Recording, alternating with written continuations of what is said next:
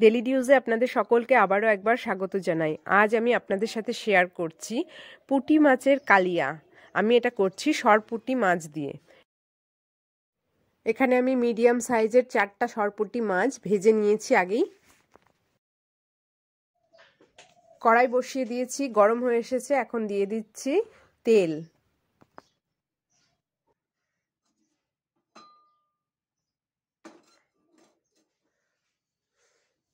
এই রেসিপিটা বানানোর জন্য আমি প্রথমে কড়াইতে দিয়ে দিচ্ছি গোটা গরম মশলা আর একটা শুকনো লঙ্কা ফোড়নের জন্য। তার সাথে একটা তেজপাতা 2 টুকরো করে দিয়ে দিলাম। শুকনো লঙ্কা আর গোটা গরম মশলাটা ভাজা হয়ে এসেছে। এখন দিয়ে দিচ্ছি সামান্য কালো জিরে। এরপরে আমি দিয়ে দেব একটা পেস্ট রেডি করে রেখেছি সেইটা। এই পেস্টটা বানানোর জন্য আমি নিয়েছিলাম একটা বড় সাইজের টমেটো, একটা পেঁয়াজ, একটা গোটা রসুন, সামান্য আদা আর 4টে কাঁচা লঙ্কা।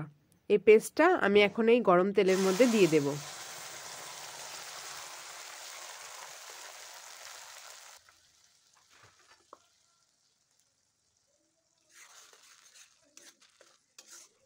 এখন এই মশলাটাকে বেশ খানিকটা সময় নিয়ে কষিয়ে নিতে হবে, যাতে কাঁচা রসুন আর পেঁয়াজের গন্ধটা আসা বন্ধ হয়ে যায়।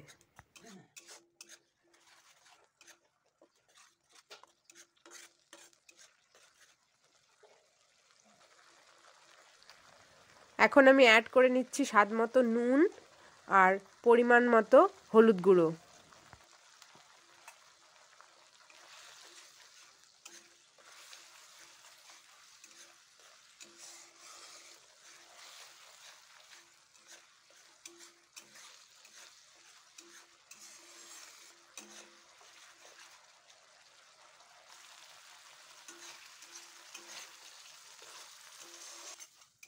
মশলাটা একটু কষানো হয়ে গেছে।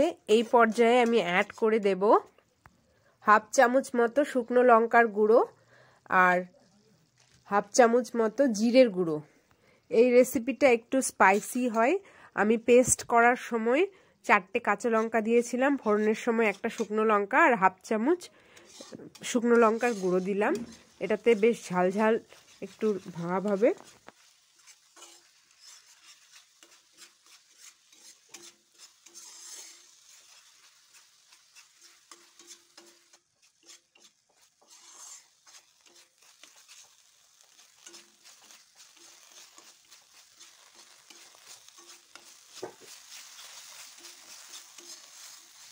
মশলাটা আমার প্রায় কষানো হয়ে গেছে। এই পর্যায়ে আমি অ্যাড করে দিচ্ছি সামান্য কাঁচা তেল।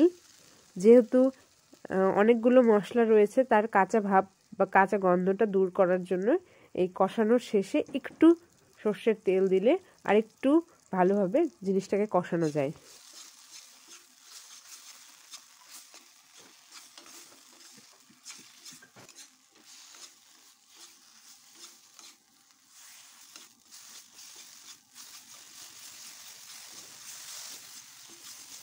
কড়াই থেকে মশলাটা ছেড়ে ছেড়ে আসছে, তার মানে মশলাটা একেবারে কষানো হয়ে গেছে।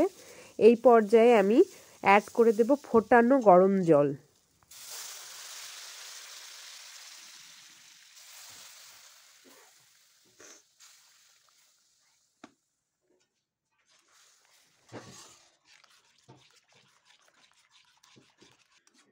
এই রেসিপিটা একটু মাখা মাখাই হয়, খুব বেশি জল দেব না। আর একটু জল দিয়ে দিলাম, যেহেতু মাছটা একটু রসটা টেনে নেবে এই ঝোলটার।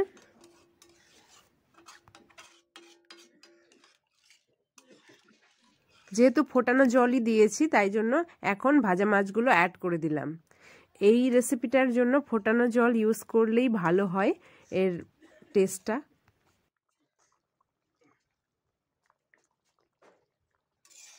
এখন এটাকে মিডিয়াম ফ্লেমে 5 মিনিটের জন্য ঢেকে ফুটিয়ে নেব।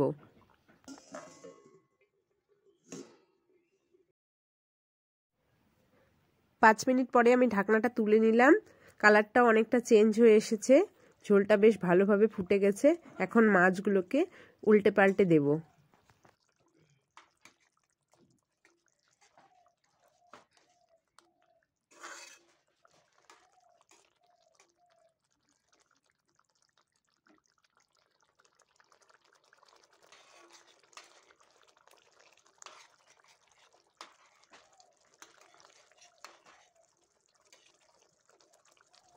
আরেকটু টাইম ফুটে গেলেই আমি ঝোলটা নামিয়ে নেব। এখন যতটা রস মনে হচ্ছে, যখন ঝোলটা একটু ঠান্ডা হয়ে আসবে তখন রসটা আরেকটু টেনে নেবে, তখন গায়ে মাখা মাখা ভাব হবে। এই অবস্থায় গরম গরম ভাতের সাথে খেতে বেশ ভালো লাগে।